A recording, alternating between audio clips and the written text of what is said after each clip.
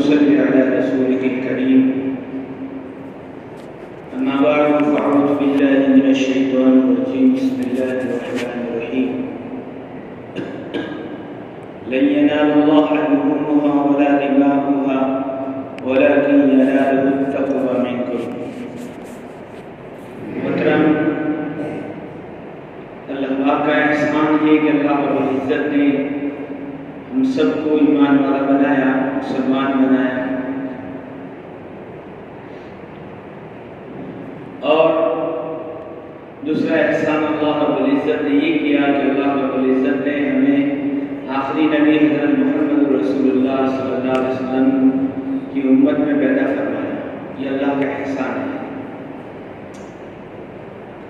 میرے دوستو، یہ امت اتنی قیمتی ہے کہ اس کا کوئی تصور نہیں کر سکتا. یہ نبی، ہمارے نبی اتنی قیمتی ہیں کہ اس کو کوئی سوچ نہیں سکتا. یہ امت سب سے اخیر میں آئی اور اس کی عمریں بھی کم ہیں، لیکن اللہ رب العزت نے اس کو ایسے ایسے موقع دیے، ایسے ٹائم دیے، ایسے وقت دیے، ایسے مبارک دین دیے جس کی بنا پر یہ امت تمام امتوں سے آگے بڑھ سکتی ہے. اگلی امتوں کے زمانے بہت لمبے تھے، ان کی عمریں بہت لمبی تھی. یہ امت کی عمریں کم و بیش 60-70 سال، 80 سال، زیادہ سے زیادہ 100 سال. لیکن یہ امت سب سے آگے، سب سے پہلے جنت میں جائے گی.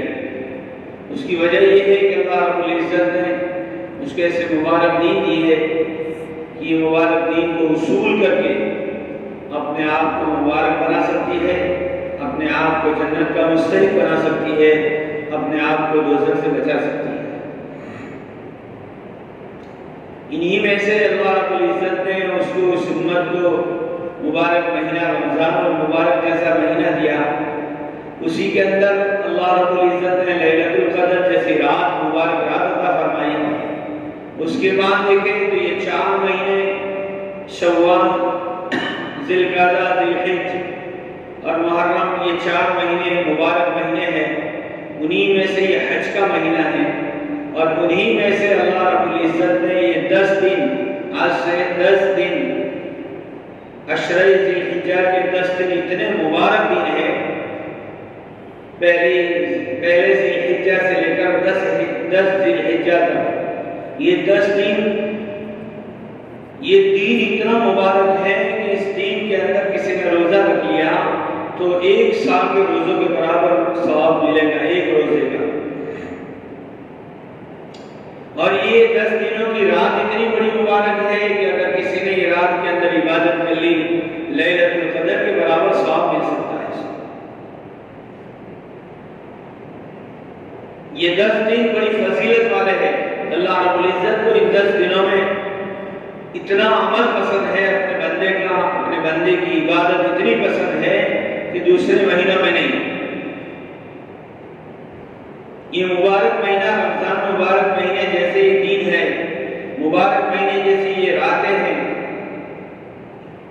9 ذی الحجہ عرفہ کا دن، اس کے اندر بڑی فضیلت ہے اس دن کی. اگر کسی نے 1 روزہ رکھ لیا، یوں تو 1 ذی الحجہ سے لے کر 9 ذی الحجہ تک 9 روزے رکھنے کی فضیلت ہے.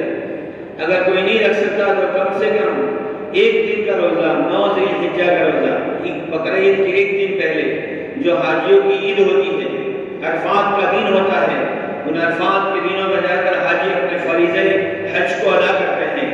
مین فریضہ ہے، مین حج کا وقت ہے کہ جب تک عرفات کے میدان میں آدمی وقوف نہیں کرے گا، اپنے قدم کو نہیں رکھے گا، تب تک اس کی حج قبول نہیں ہوگی.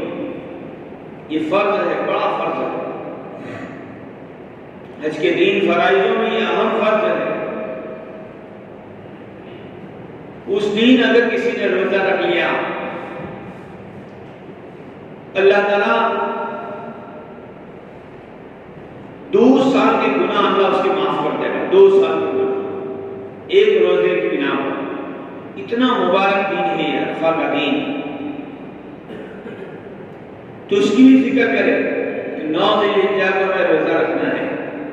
عورتیں تو اکثر رکھتی ہے لیکن ہمیں بھی رکھنا ہے تاکہ اللہ تعالیٰ کے یہاں ہماری فضیلت حاصل ہو اور ثواب سے ہمیں مالا مال اللہ کر دے. اور 10 ذی الحجہ کو اللہ رب العزت نے کہا کہ 10 ذی الحجہ، 11 ذی الحجہ اور 12 ذی الحجہ کے عصر تک، مغرب تک، ان 3 دنوں میں اللہ تعالیٰ کو سب سے زیادہ عمل جو پسند ہو کو اللہ کے نام پر خون کا بہانا، قربانی کرنا. قربانی واجب ہے. یہ حضرت ابراہیم علیہ السلام کی یادگار ہے. ابراہیم علیہ السلام کی یادگار اور یہ ادا ابراہیم علیہ السلام کی اللہ تعالیٰ کو اتنی پسند آئی کہ اللہ نے قیامت تک کے لیے قربانی کو واجب قرار دے دیا. حضرت حاجرہ علیہ السلام کی ادا اللہ کو اتنی پسند آئی کہ صفا مروہ کے درمیان 7 چکر لگائے انہوں نے پانی کو تلاش کرنے کے لیے. بیٹے اسماعیل علیہ السلام پانی کے پیاس کے مارے تڑپ رہے تھے تو حاجرہ علیہ السلام نے 7 چکر لگائے. 7ویں چکر پر آواز آئی آسمان میں سے تو سمجھ گئی کہ کچھ اللہ کی مدد آئی.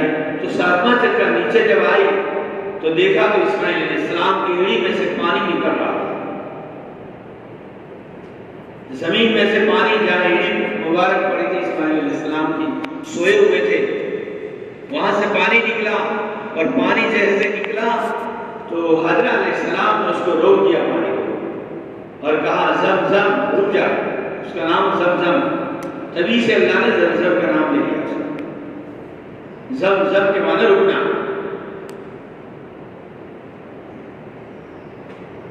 یہ پانی کے اندر اللہ نے تاثیر رکھی کہ اگر کوئی بھوکا پیے تو اس کا پیٹ بھر جائے گا، کوئی بیمار پیے تو اس کو شفا حاصل ہو جائے گی. جس مقصد کے لیے، جس نیت کے لیے پانی پیو گے، جس نیت کے ساتھ یہ پانی آدمی پیے گا، اس نیت کو اللہ اس مقصد کو پورا کرے گا. تو اللہ کے رسول حضرت محمد رسول اللہ صلی اللہ علیہ وسلم فرمایا کہ قربانی واجب ہے. جو آدمی وسعت کے باوجود، جس پر قربانی واجب ہے، اس کے باوجود قربانی نہ کرے وہ میری امت میں سے نہیں، میری عیدگاہ میں بھی نہ آئے. یہاں تک کہہ دیا ہمارے آقا نے، میری عیدگاہ کے قریب تک نہ آئے. تو ہر انسان قربانی واجب ہوتی ہے. صاحب وسعت کا گھر میں 2-3 ہے، میاں بیوی ہے اور بچے چھوٹے چھوٹے ہیں تو چھوٹے بچوں کو قربانی نہیں کی. بڑا بچہ، جوان بچہ کما رہا ہے، اس کے بعد کم سے کم 25-30 ہزار کی مالی اعتبار سے کوئی چیز ہے تو اس پر بھی قربانی واجب ہے.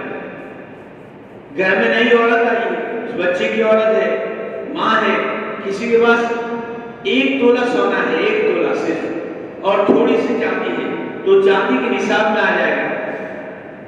1 تولہ سونا اگر خرید بیچا جائے تو اس کے 40-45 ہزار روپے آئیں گے. 40-45 ہزار میں 52.5 تولہ یعنی 500 گرام چاندی آ جائے گی تو اس پر قربانی واجب ہے. کسی کے پاس سونے ارے تانبے اور پیتل کے برتن ہیں اور پڑے ہوئے ہیں، اگر 30-40 ہزار کے ہیں تو اس پر بھی قربانی واجب ہے. کسی پر 50 ہزار کا موبائل ہے، 5 ہزار کے موبائل سے بھی کام ہوتا ہے، یہ زائد ہے، اس پر بھی قربانی واجب ہے. کم سے کم اللہ نے کام دیا ہے تو کم سے کم بڑے جانور میں ایک حصہ بھی لکھا ہے تاکہ ذمہ داری ہماری اتر جائے. ہو سکے تو ہمارے مرحومین کے لیے بھی اشارے صاف کریں، کیونکہ مرحومین کو اتنا بڑا ثواب ملتا ہے کہ ایک بال کے بدلے ایک نیکی اور ایک گناہ معاف ہو جاتا ہے. اگر اللہ نے زیادہ وسعت دی ہے تو میرے اور آپ کے آقا تاجدار مدینہ حضرت محمد رسول اللہ صلی اللہ علیہ وسلم کے نام پر بھی قربانی کر دیں، کیونکہ ہمارے آقا نے 1400-1500 برس پہلے تمام امت کی طرف سے دو دمبے ذبح کیے تھے. تو ہمارے آقا نے 1500 برس پہلے ہمیں یاد کر لیا اور آج ہمیں ان کو یاد نہ کرے ہمارے لیے سوچتا نہیں، زیبا نہیں ہمارے لیے. اگر اللہ نے دیا ہے کم سے کم بڑے جانور میں حصہ بھی دے دیں. یہاں تو الحمدللہ نواز پر میں نے اکثر جگہ دیکھا کہ اچھے سے اچھا جانور بکرا بہت قیمتی پیارے آقا کے نام پر کرتا ہے. میں نے اکثر جگہ دیکھا ہے، بہت خوشی کی بات ہے، بہت اچھی چیز ہے.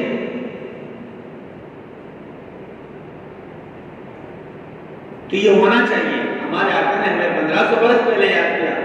اگر اللہ نے وسعت دی ہے تو ہمارے آقا کے نام پر بھی قربانی کر.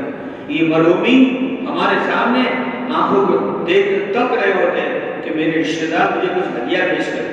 ان دنوں میں اگر کسی نے ان کے نام کی قربانی کر دی اتنا ثواب ملتا ہے، اتنا ثواب ملتا ہے. ایک دماغ بھر کے اللہ تعالیٰ ہم کو ثواب پہنچاتا ہے حدیث میں. اور اتنے خوش ہوتے ہیں اپنے دماغ کو لے کر اپنے قبروں میں چلے جاتے ہیں. نفلی قربانی ان کی ہوگی. بڑے جانور میں ایک حصہ نفل کی نیت سے دے دیتے ہیں. اور کسی کا بھی نام، ایک ماں باپ نہیں، ماں باپ، رشتہ دار، دادا دادی، تمام مرحومین کا بھی نام لے سکتے ہیں. تو میرے دوستوں یہ قربانی واجب ہے. اگر واجب ادا نہیں ہوا تو میرے دوستوں پکڑ ہوگی. یہ نہ سمجھے کہ اس سال پکڑا لائے یہ ہمارے شوہر کے نام کا، اس کے ابا کے نام کا، دوسرے سال اس کی ماں کے نام کا، تیسرے سال اس کے بچے کے نام کا. یہ نہیں، ہر سال الگ الگ قربانی واجب ہے ہر ایک پر اگر مالدار ہے. اس لیے قربانی کے دنوں میں اللہ تعالیٰ کو سب سے زیادہ محبوب عمل یہ قربانی والا عمل ہے. کوئی آدمی اتنے پیسے صدقہ کر دے ان دنوں میں تو یہ صدقہ قبول نہیں ہوگا. ہاں کوئی عذر ہے، ایسے حالات ہے کہ قربانی نہیں کر سکتا، یہ 3 دن گزر گئے تو ایک بکرے کی قیمت اس کو صدقہ کرنا ہے 3 دن گزر جانے کے بعد. ان دنوں میں اگر وقت ہے، کوئی حالات نہیں ہے تو قربانی ہی سے اللہ تعالیٰ اپنے عمل کو قبول کرے گا. لیکن قربانی کے بغیر عمل قبول نہیں ہو سکتا. اللہ تعالیٰ ہم سب اس پر کہنے سے عمل کرنے کی توفیق عطا فرمائے.